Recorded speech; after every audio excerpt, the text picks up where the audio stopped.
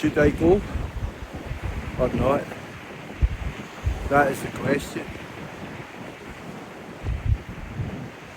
I'm going.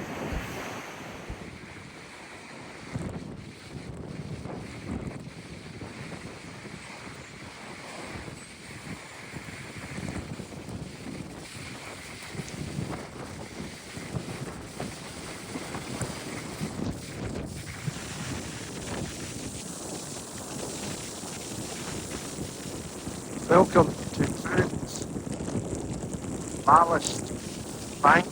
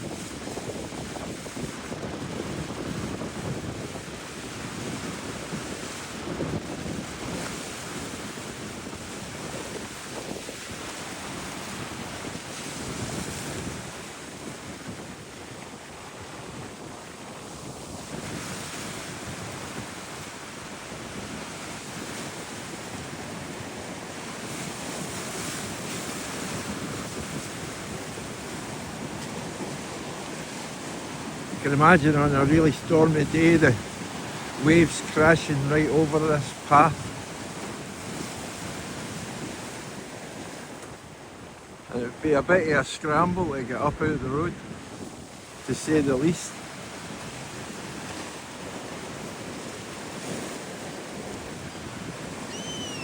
It's fairly mild today, which is why I'm walking this path.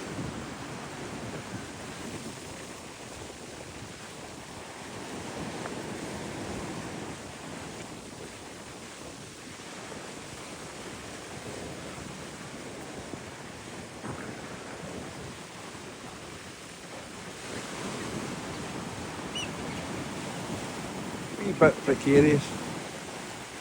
Certainly wouldn't want to fall down there. Here's a guy coming with a dog, so I'm going to switch this off till he's back. Just in case he objected to being on camera. But we're back with us here. Quite a gathering of pebbles down there, as there are on the path. So these have obviously been thrown up by the waves. You can see it's not a smooth path. It's just big flagstones that's been laid down and concreted in. A bit of wall reinforcement there to hold up the bank.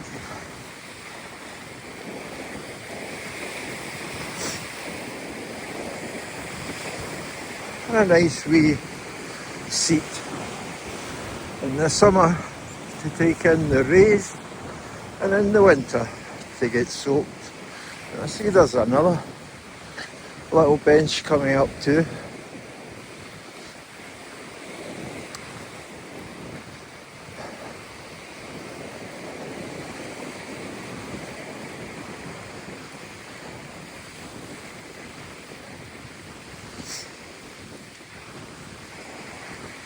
The bank still towering above us on one side and the sea on the other.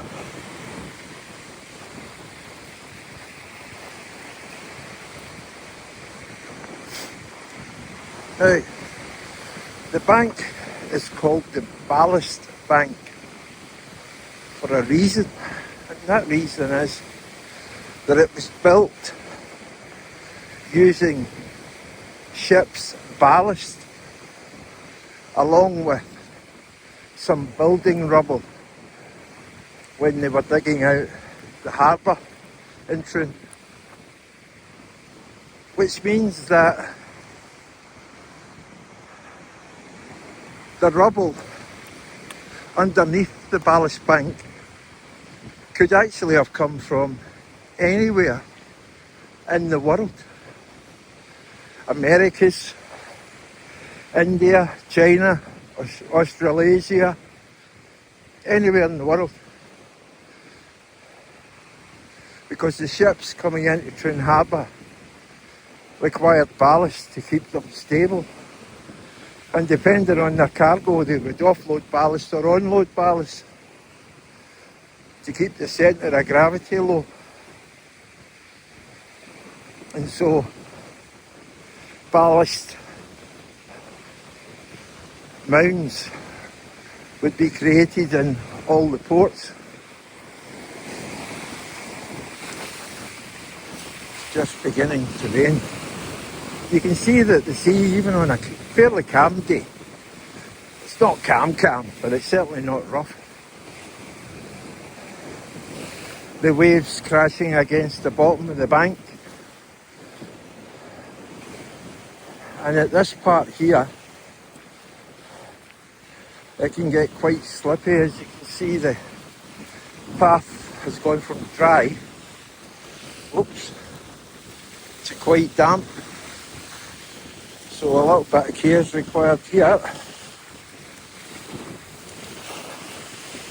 Because even today, the waves are crashing up onto the path.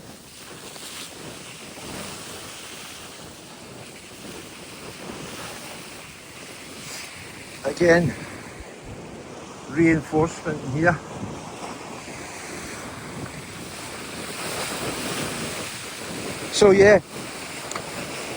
So ballast went onto ships, off of ships, and ballast went all around the world, off and on ships. So where the ballast came from to build the Ballast Bank is anybody's guess. We get fragments of Ming pottery vases from China. Who knows? But the reason for building the Ballast Bank was because the point we are now on is called the nose. Now you can see this was quite low lying, and the sea used to come up from down here, round the headland and right over this part in bad weather. And what that caused was it was quite dangerous for ships entering Troon Harbour, which is further along here, because the water would just cascade in this direction. As well as making it dangerous to get into the harbour, it also flooded the houses that are now on the other side of the Ballast Bank. And so by building this,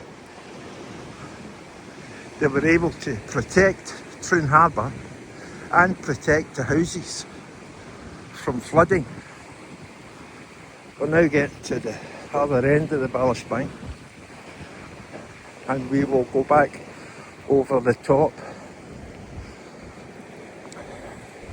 This is an older slipway here. Some rock pools there. This part is quite a rocky coastline, but it was low lying, hence the need for the Ballast Bank. So we're now on top of the Ballast Bank, and there's the path down there.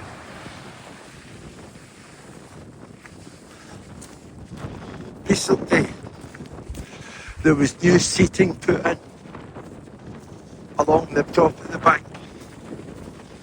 This pathway was cleaned up. That's Ayr. It's the town of Ayr in the distance, and Prestwick just over there.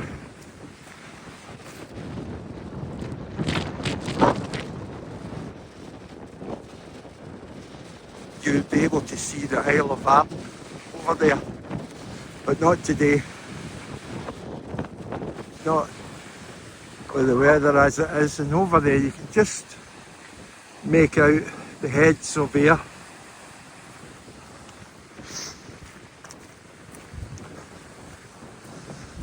So, as you can see, there's timber yards down here. They probably wouldn't be able to be there but for the Ballast Bank, stopping the sea from encroaching in. And that's probably quite a recent development because there were houses along here. That was the houses that were constantly getting flooded. And Troon Pier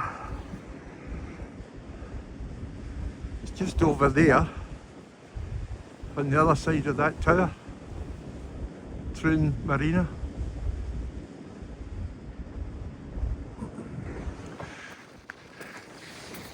Now we're right up at the top. I don't know how clear you will be able to hear my voice, but Troon really took off as a sizable port in the early 1800s when, I think it was 1804, the railway line was built from Glasgow to Troon. And that's when Troon started to become quite a major port. It was the 10th largest port in the UK for coal. There was coal mines round about Ayrshire.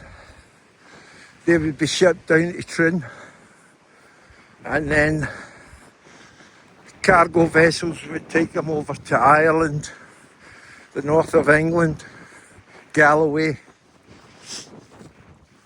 And if we just look through there, you can see the yachts sitting in Troon Marina.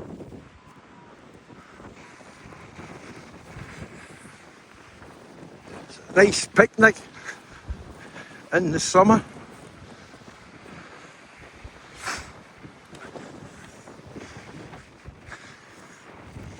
And where those houses were, those are modern houses in comparison, but back in the early 1800s, 1840, or just before that, houses that would have stood there would have faced constant flooding from the sea, and the Ballast Bank stopped that.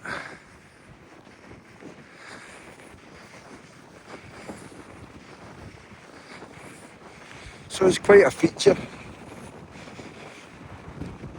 In fact, if you look up ballast banks,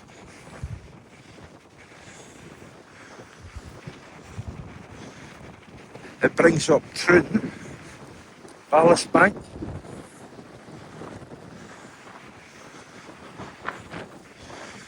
But again, what am I walking on? I'm walking on timber remnants, rocks, just general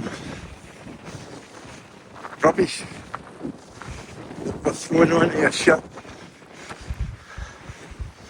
in South Africa, shipped over here. That was used in part to help build the Ballast Bank.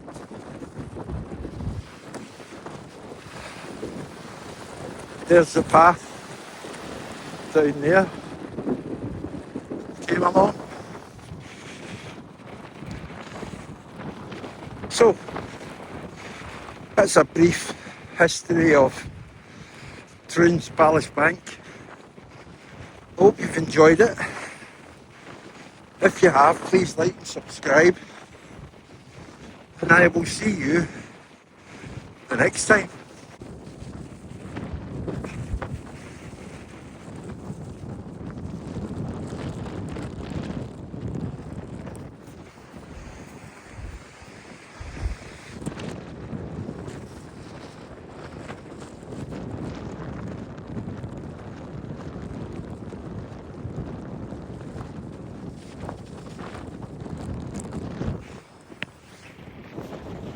Bye for now.